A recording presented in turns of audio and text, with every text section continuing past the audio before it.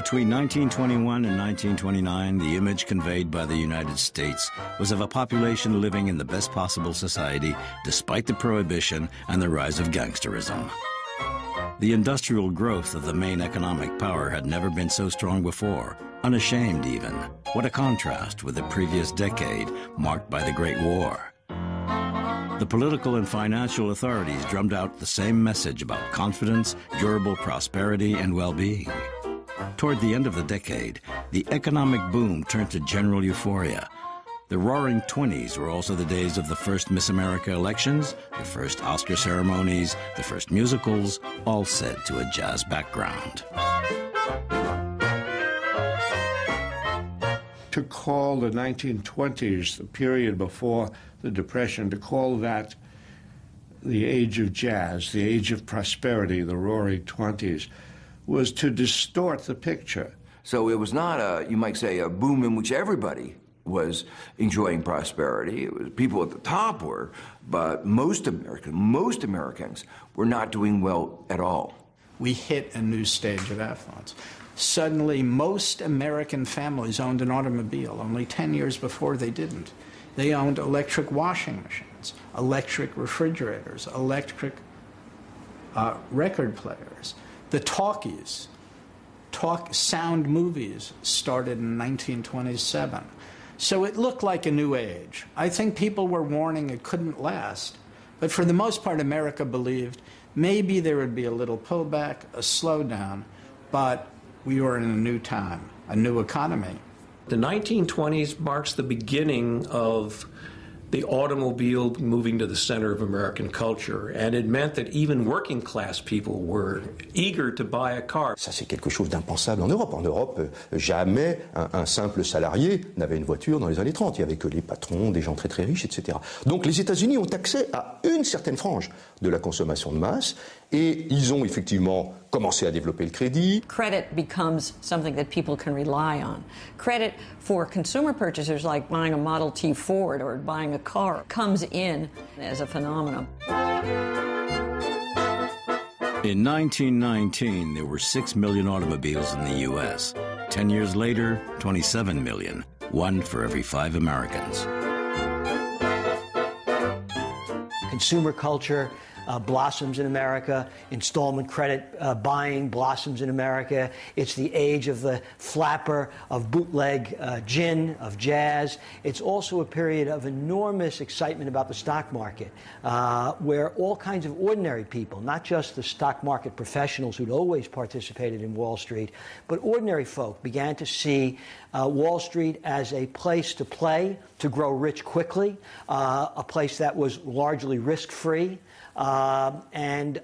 Therefore, the 20s in America is a period in which Wall Street, for the first time in its history, is associated with play culture, with getting drunk, with sexual abandon, with consumer delights. Wall Street becomes a part of that larger way of life.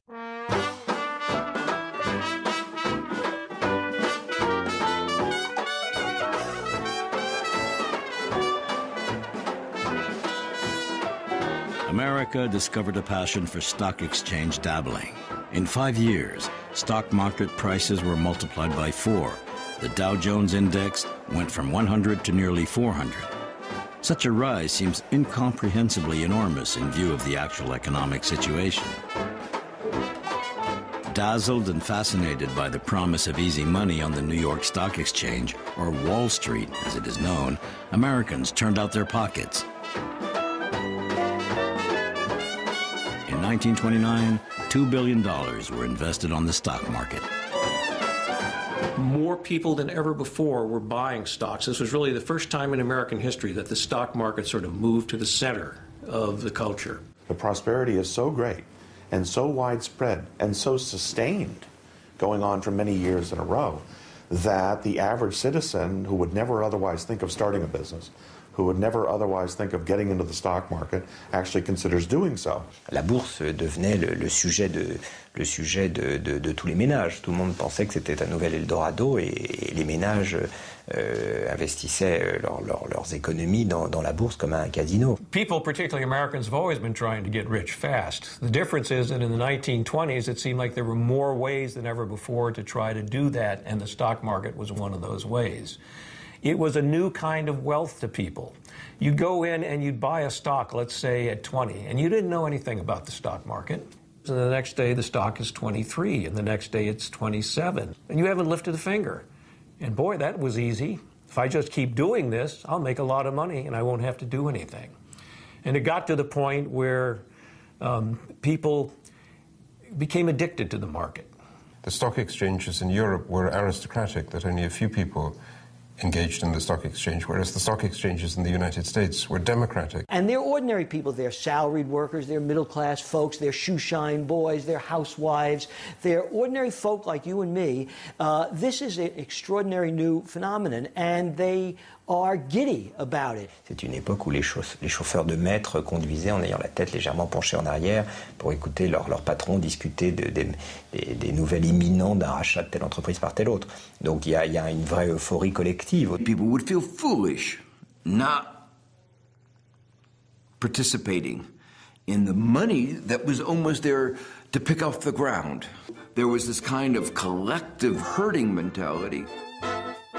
John Jacob Raskob, head of General Motors, assures everybody that the economy is safe, sound, and guaranteed to be prosperous. In fact, he writes a very famous article that appears in the Ladies' Home Journal. Everybody ought to be rich, he says in this article, and he tells them how. And this appears 1 year before the great crash of 1929. John Raskob wrote, if a person saved $15 a month and invested it in good common stocks, within 1 or 2 years, given the rapid growth of stock prices, he would have $80,000. The financial press hailed him as a visionary. It was like the gold rush on Wall Street. Millions of people wanted to be in on the action, wanted to buy stock, and there were, all over the country, there were offices with ticker tape bringing the results from Wall Street. There are ticker tapes in beauty parlors. There are ticker tapes on railroad trains. There are ticker tapes in bar rooms. There are ticker tapes on ocean liners. So that for the first time, speculating in the market becomes a kind of part of everyday life. It had never been that before. So you have brokerages springing up in small towns, in villages, in small cities all across America, toggled together by electronic wire to the headquarters on Wall Street, encouraging people to participate in the street. It becomes a kind of sport that people are all playing together. It wasn't the lower class that was buying stock, it was the middle class. Because one of the things that happens in the 1920s as part of this whole pattern of the new consumer culture is banks are more willing to loan, to make relatively small loans to individuals on no real collateral. That had never been done before.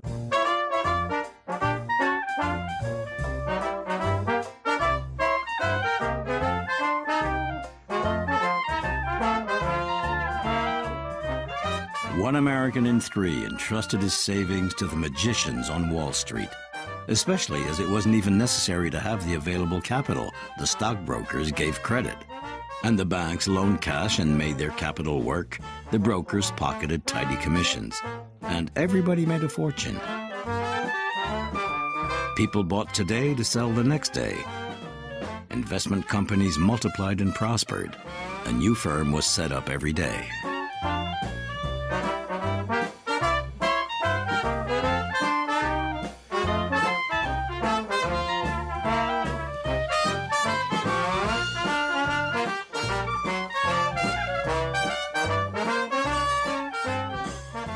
People speculate by borrowing the money on margin. That is, they put up a very small percentage of their own money to purchase a stock, maybe 10%, maybe 20%, maybe even less than 10%.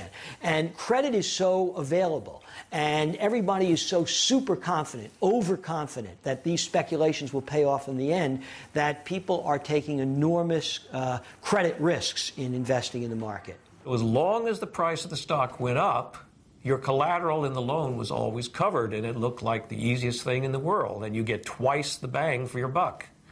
But once it starts to fall, the stock price starts to fall, then you have to put in more cash to cover the what's called the margin, the difference between the amount you borrowed and what the stock is now worth.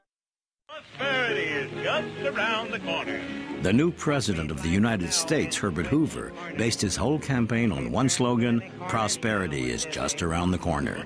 They even turned it into a song. Like him, the best economists considered that the rise in the stock market was perfectly justified by the general stability of prices, the prosperity, and the favorable perspectives of the U.S. economy.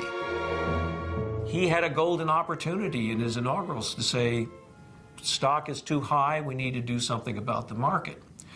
But as a politician, if he does that, and the market then goes down, as it probably would and should, everybody would blame him for causing the crash.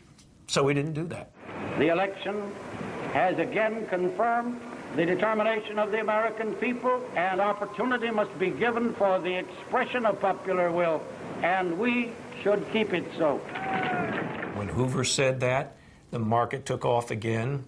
During the summer of 1929, June, July, and August, when normally the market's slow because it's summer, people are on vacation and so forth, the market went crazy.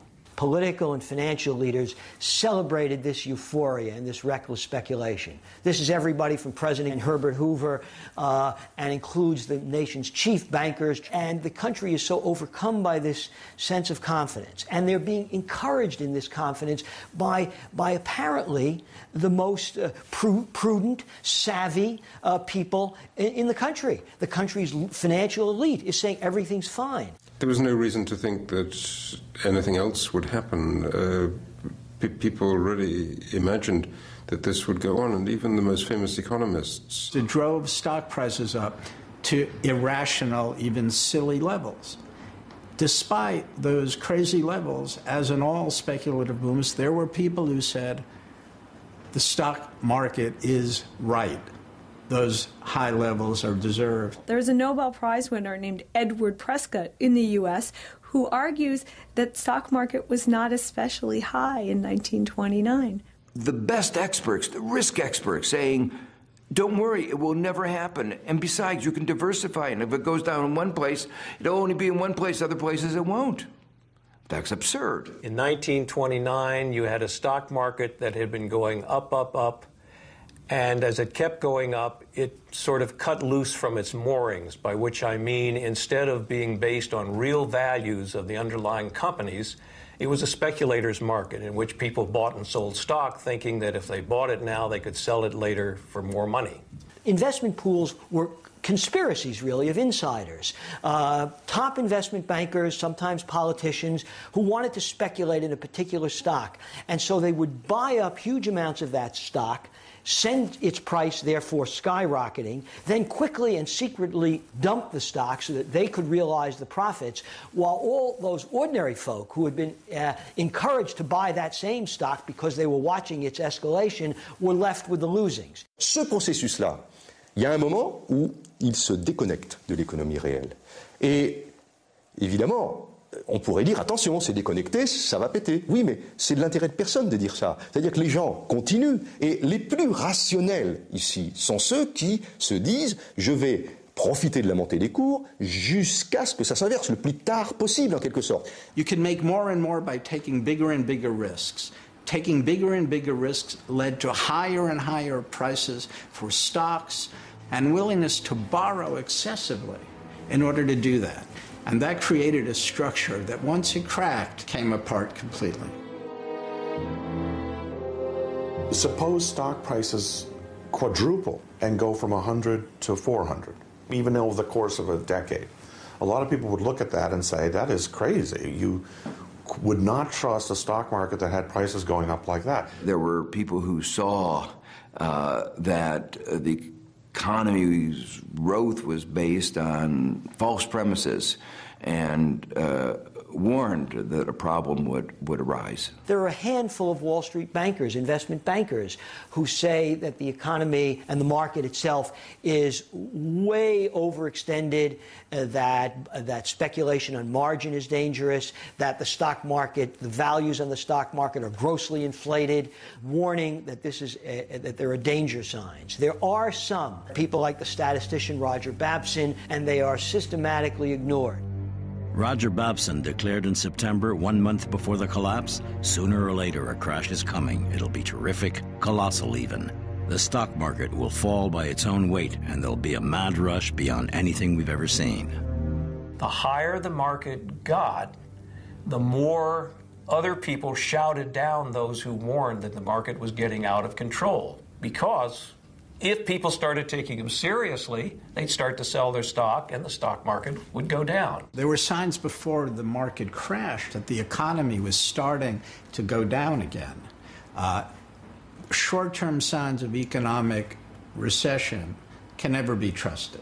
We always have pauses and sometimes economies come back, but there were signs of over-speculation all over the place, in particular the high level of stock prices, which were very hard to justify on any historical basis. But there was there were investment trusts that average people were putting their money in. Investment trusts were able to borrow a lot of money to invest in stocks. Average people, typical people, were borrowing money on their own to buy individual stocks, margin borrowing. So there were all kinds of signs that there was trouble to come.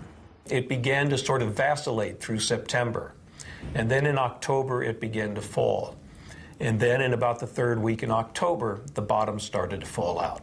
And that's usually a sign when the bubble will burst. And it did in October of 1929. The crash of 1929 was like a perfect storm in which all of these improbable things came together at the wrong time in the wrong way.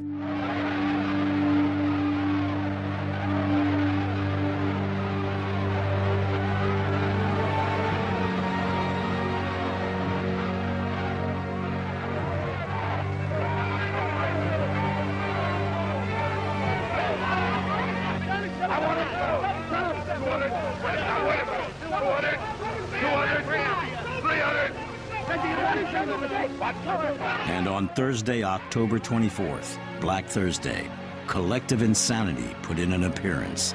In just a few hours, 13 million stocks were suddenly dumped on the market by panic-stricken shareholders who didn't even know at what price they'd sold their shares. After 3 years of intense speculation, Wall Street crashed. And no one was in a position to decide to close the stock market. The president of Wall Street was on vacation in Hawaii.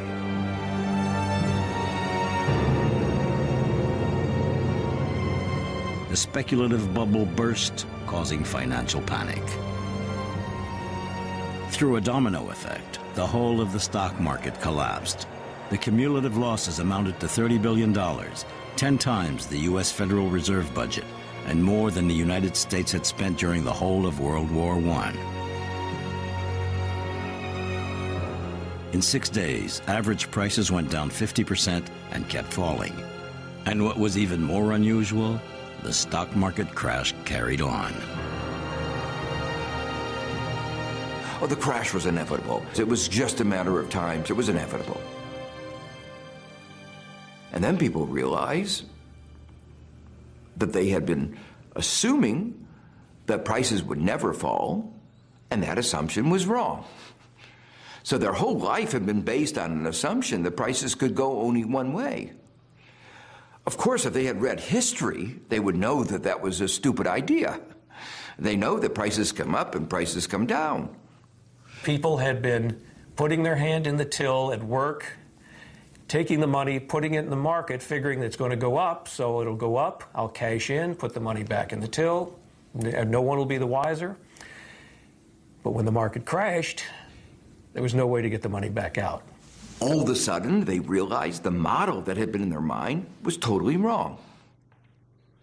And realizing that they were wrong, they panic. But as they panic, what do they see? Their neighbor panic.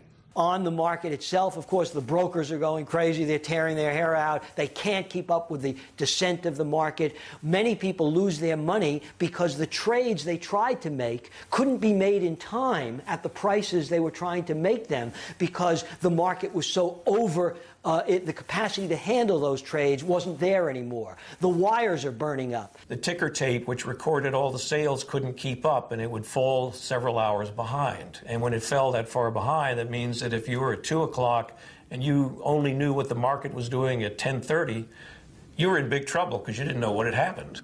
And as it was going down, those who were slower said, oh, I made a mistake. I wish I'd been faster.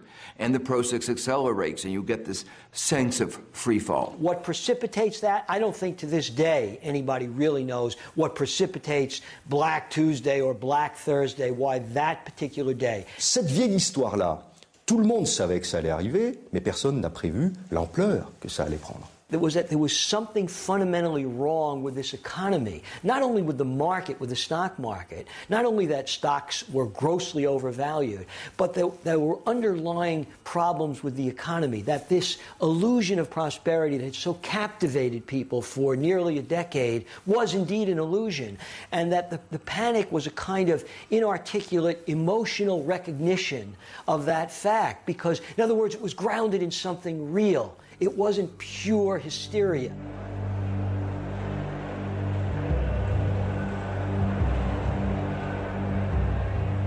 Inside, it's like a rail station at the start of the vacation, the Wall Street Journal wrote. A Niagara of liquidation. Men and women jostled each other to try to understand what was going on. These figures and letters were incomprehensible to a layman, but they spelled ruin. On the floor, there were thousands of discarded stock exchange orders. Like empty cartridges on a battlefield, wrote the New York Times. The Great Crash is supposed to have produced mass suicides on Wall Street and elsewhere. It became the object of a kind of gallows humor. There were cartoons about Wall Street bankers jumping out of windows and so on. It's a grossly exaggerated legend.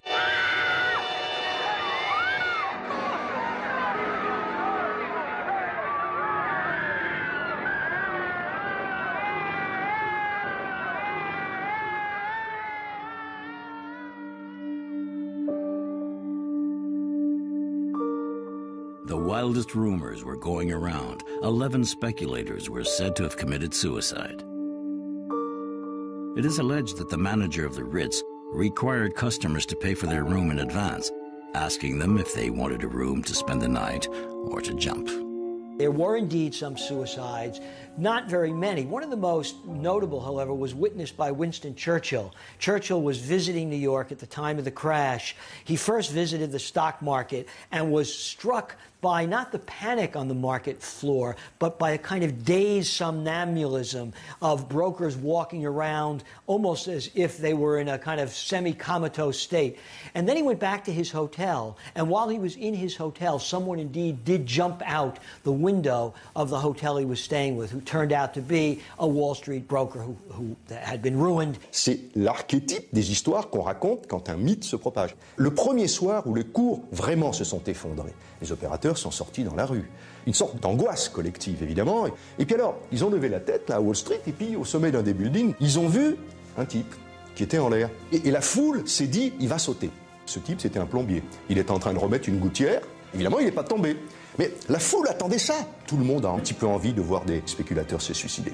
On en a envie. Ils s'en sont mis plein les poches. On peut quand même rêver qu'il y ait quelques suicides bien spectaculaires. On Black Thursday, Herbert Hoover refused to go to Wall Street, choosing to take tea with Marie Curie, who was visiting the White House. He reminded her that he had been Secretary of Commerce before being elected president, and that America was sure of herself and would enjoy endless prosperity. At the same moment, outside the deserted stock exchange, ruined businessmen tried to sell their luxury automobiles for next to nothing.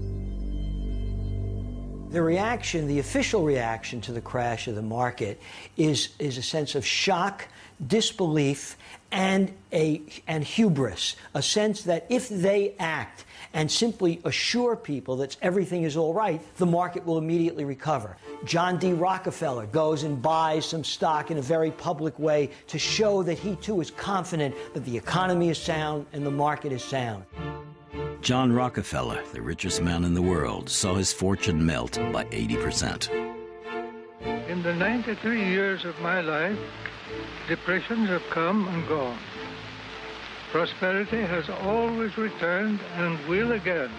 It tries to assure everybody that the market is sound, that this is a temporary lull, and this act of buying up stock is a display of confidence in the market. And it doesn't work. Herbert Hoover, the president of the country, issues pronouncements that the underlying structure of the economy is sound, that people need not fear or panic. But everybody does indeed panic. And the panic is irreversible. It's extraordinary. It even has a sound to it. 10,000 people gather outside the New York Stock Exchange. The city is very afraid. They order mounted police. They think there's going to be a storming of the Bastille, that is a storming of the New York Stock Exchange. And that crowd gathers there and stays there for weeks and is a kind of low hum that kind of is emitted from the crowd, a kind of dull roar, a kind of, it's like the sound of panic, the sound of anxiety.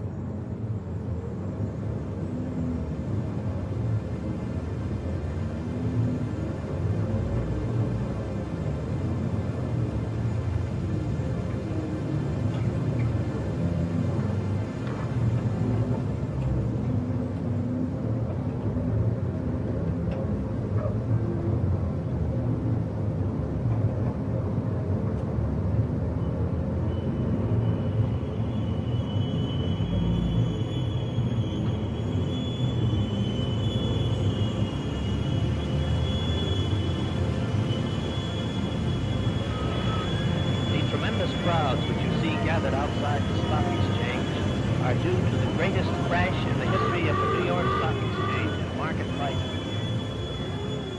Herbert Hoover very, very quickly, once the crash hits, loses credibility in the eyes of the American people. He's doing nothing. He's making constant false assurances that always turn out to be untrue. Did not recognize the crisis when it occurred. He tried to say it's not so bad, you know, we will recover quickly. His statements about prosperity being around the corner were an attempt to give confidence to the market. No president is going to say we're about to have a disaster. But because they were false promises, when the reality showed them to be inconsistent with what they had said, it actually discredited Hoover. The Congress and the president together could have appeared on the Capitol steps easily and said, we realize that what we're doing is destructive, but they didn't. And the president did not look back on the crash, apologize for having caused it, and express any regret for its policies. It's continued its policies as it had before. He himself, I think, is so stunned by what has happened, so confident that the market will recover. The Federal Reserve was saying that the stock market crash was no great deal, no great concern, nothing to worry about, and that it was not presaging any kind of economic downturn. Well, of course, that was a dead wrong assumption. The crash was not the event of one day. It really spread out across a week, and it's sort of the fall went on for almost 3 weeks, from late October into middle November. After that, the market began to recover, and it actually gained back during the winter something like a third of what it had lost. And it looked like recovery was on the way. Everybody was looking not at the market, but at the economy, what was going to happen. On a du mal à croire qu'un événement déclencheur comme la baisse de la bourse, qui perd tout de même presque 50% de sa valeur en quelques mois, ça ait déclenché une telle apocalypse. The crash on a particular day in 1929 was something like 24-25%. But actually, from 1929 to the bottom of the stock market, the entire decline was 80%. In fact, Wall Street had already started its long, interminable descent into hell, and the whole of America's economic activity followed this downward slope until it reached the depths of the abyss. It really snowballs after 1929. More and more banks fail. If you have money in a bank and the bank fails, you've lost it all. So that means there's a run on the bank, and there is literally a financial crisis. American opinion was shocked by the collapse of what was once the indestructible bastion of triumphant capitalism, the banks. People are desperate, and the banking system is collapsed. There's an enormous liquidity crunch. There's no credit available to restart the engines of the economy. One of the controversies, 29, was what role did the central bank play? Would it have been able to reverse it if allowed, provided more money to the banking system? The complete evaporation of confidence in the economy, and in the financial sector particularly, means there's no credit available. So it was a period of falling, decline in economic activity that finally led to a financial crisis that then, of course, continued the downward spiral of the economy. Suddenly, a banking community will not be able to lend money. People will not be able to buy houses. That feeds on itself, and that's how recessions work. Businesses start to lay off workers. They can't get loans to meet their payroll. They can't get loans to keep their businesses going. Businesses go out of business. More people are let go. Other people are afraid they will be let go. They stop spending. You spend less money. Business makes even less profit. More businesses go under. And all of this feeds on itself, and the economy sinks into this sort of death spiral, or at least coma spiral, let's call it. But that takes time. Markets can collapse in a few days, but the economy sinking takes time. When the economy collapsed, there was no reservoir of consumer purchasing power to buoy it up again. And people began to lose jobs. Then you get this shift. And once that mood shift starts, it's very, very hard to reverse again. And so you get this escalating crisis that begins as a banking crisis, but becomes a general economic crisis. L'enchaînement qui se met en place, c'est inquiet par l'effondrement de la bourse, les ménages suspendent un certain nombre d'achats de biens durables, et notamment d'automobiles, qui chutent brutalement en 1930. Les gens tout d'un coup perdent confiance, alors la consommation, l'investissement, les stocks s'effondrent. Les gens arrêtent pendant un an purement et simplement d'acheter des automobiles. À ce moment-là, ce secteur doit licencier, et les ouvriers de l'automobile qui sont licenciés, à leur tour cessent de consommer.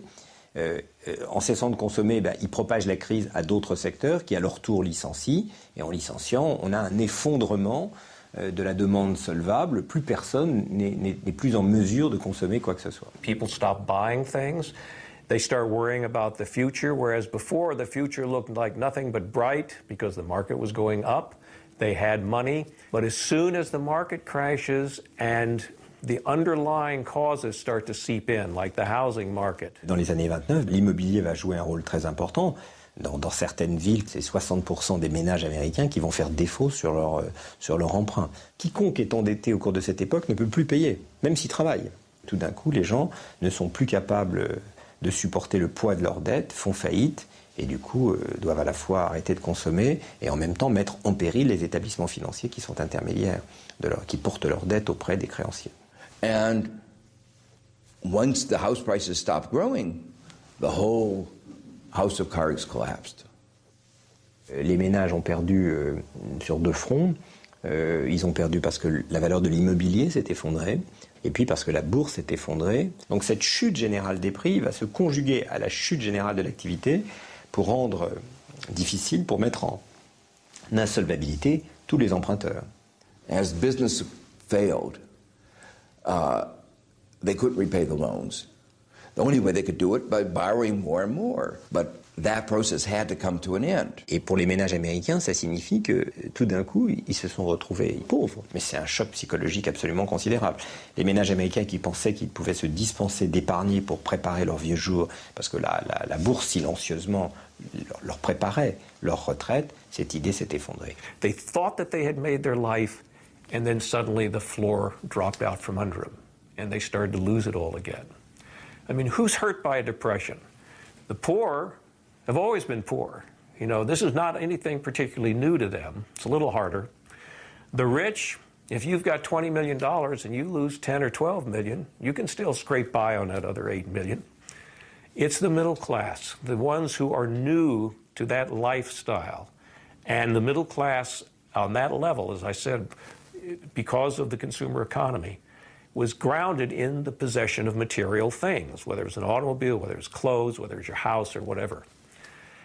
And all of that is one by one taken away from them. And so the economy continues to descend and descend and descend, no matter what Hoover is prepared to do, and he's prepared to do not very much. The kinds of views that Hoover advocated were the kinds of policies that made the Great Depression as bad as it was.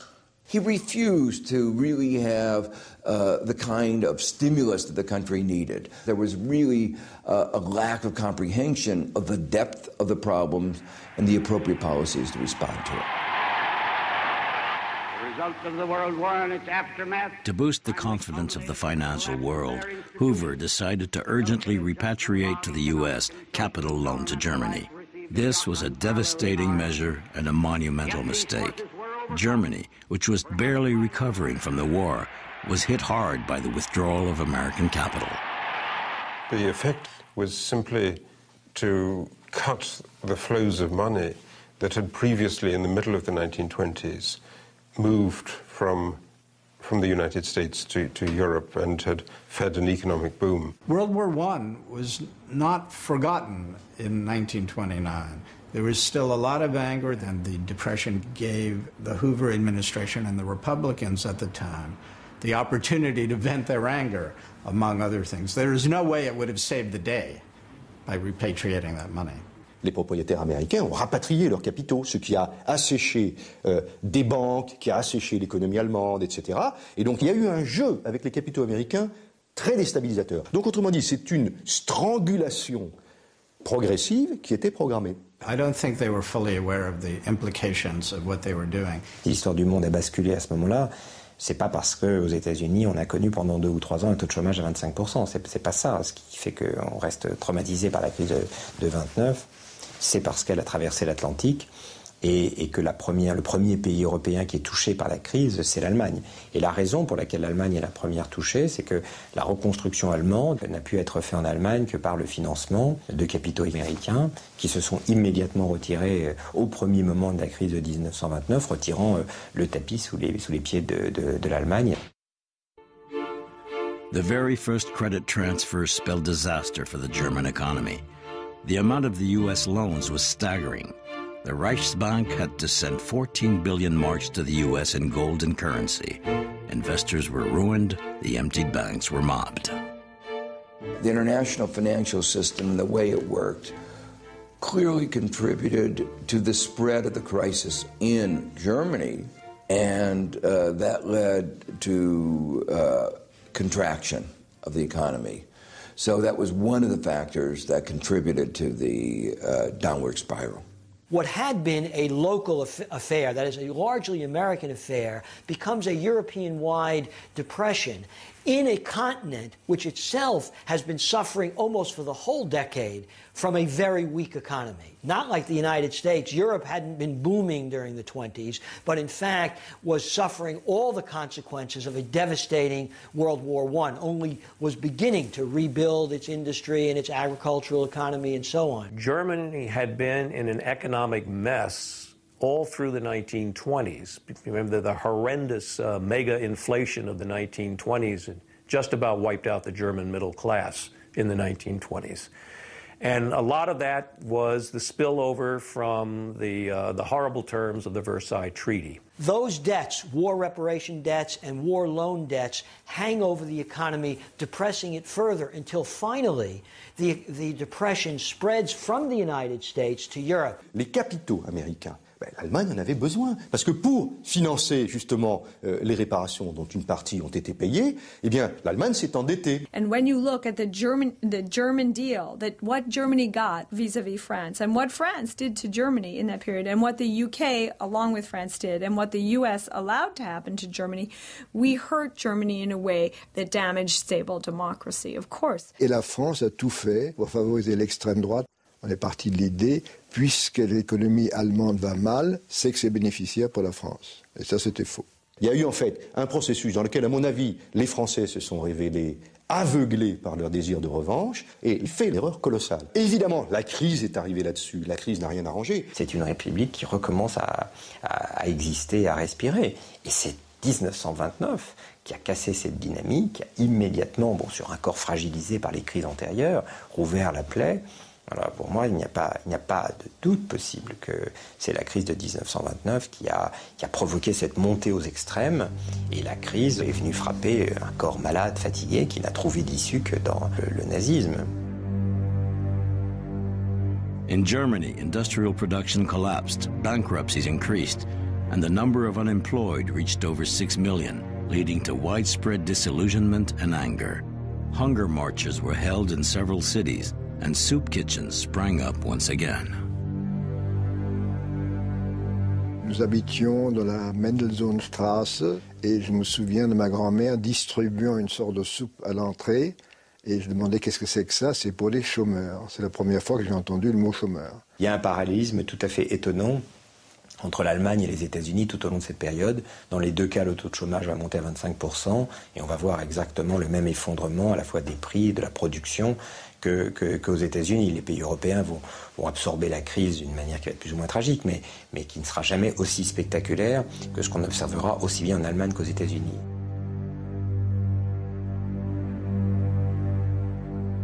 In the United States, the shockwave of the stock exchange collapse had not subsided before the effects of the terrible, irreversible spiral of recession began to be felt. American industrial production dropped by half. Thousands of families had to rely on the soup kitchen for food. The economy did not recover, and by June, because spring was usually the big month for when the economy begins to perk up for the coming season, didn't happen. And as a result, the bottom just sort of fell out of the market again, and the country drifted along until about October. And it's not until really about October of 30 that the country begins to fall into a depression.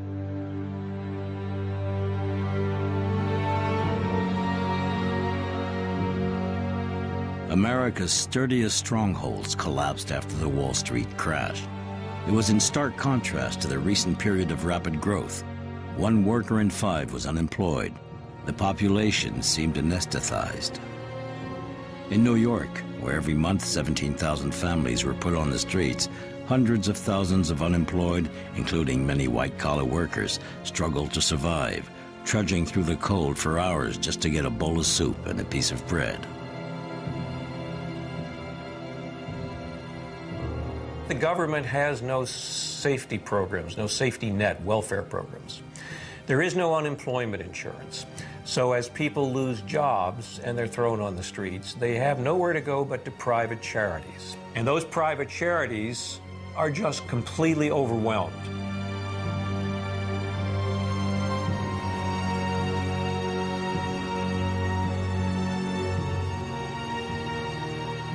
My early memories of the Depression was seeing my mother standing on one of these lines to get food, ashamed of being poor, ashamed of having to ask somebody for something. I remember that, very vividly, because it was very painful to see her on this line waiting to get some food. As the Depression got worse, we moved from bad tenements to worse tenements. Of course, another thing I remember is my own family. My father was a waiter When the Depression came, there was less work, and so my father had to do many other things.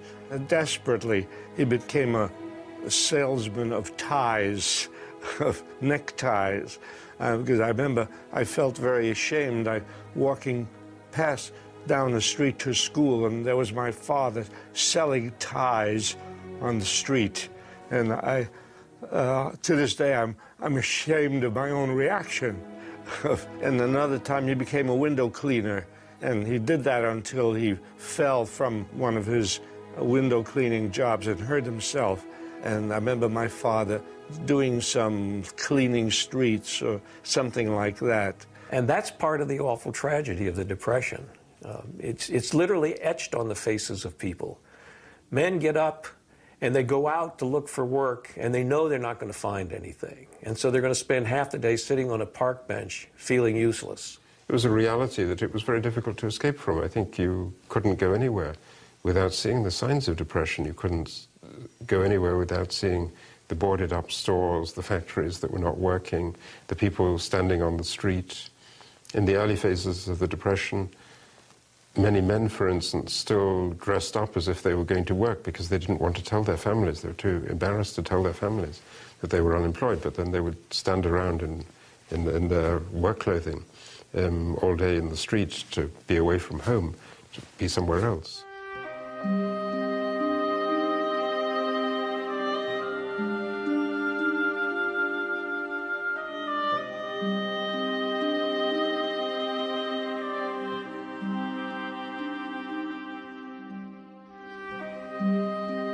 Broken by the recession and prepared to do anything to survive, more and more people took part in numerous dance marathons, a 1930s variant of ancient circus games. The rule of these trials was simple. Couples had to dance for as long as possible, sometimes for several days, in the hope of winning the $500 awarded to the last couple standing, to the delight of the audiences who came to forget their own misery. The organizers thought of everything: doctors, beds, and food. The losers at least got the chance to eat.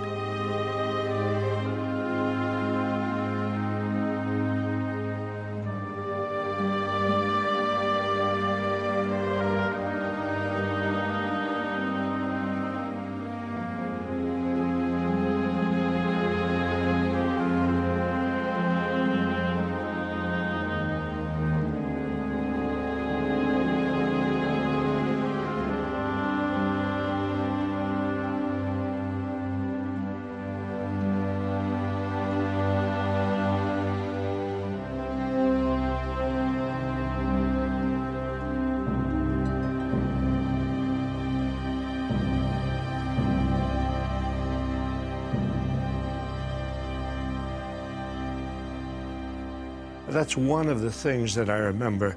Of course, another thing I remember is people being evicted from their tenements. Even as low as the rents were, they could not afford to pay them. And so the police would come, they'd take their furniture and put them out on the street. And I remember as a little boy going by these scenes of furniture out on the streets, and you might see the mother crying, weeping, because it was not only that they had lost their home, but it was psychologically humiliating for them to have all of their possessions in full view of everybody, and for everybody to know that they could not pay their rent. But once or twice I saw scenes of rebellion, people organizing to move the furniture back, to defy the police, and this happened several times. People, as they lost their homes, had to go somewhere, and they went largely into these makeshift huts that they put together with cardboard and tin and leftover materials. They slept in caves in Central Park. There are tent cities all over America of homeless people that are called Hoovervilles in mocking disdain for what Hoover has visited upon the country. Central Park in New York City had a number of Hoovervilles, and Hoovervilles were for a number of years, the shame of our society. Once I lived the life of a millionaire, spending my money, Lord, I didn't care. I carried my friends out for a mighty good time, buying bootleg liquor, champagne and wine. Then I begun to fall so low. Didn't have no money and no place to go. If I get my hands on a dollar again, I'm gonna hold on to it till the eagle grins, because nobody knows you when you're down and out. In your pockets, not one penny, and your friends, you have not any. But when you get on your feet again, everybody wants to be your long-lost friend. It's mighty strange without a doubt. If you're passionate about documentaries, go online to view more programs, read articles and join the discussion at sbs.com.au/documentary.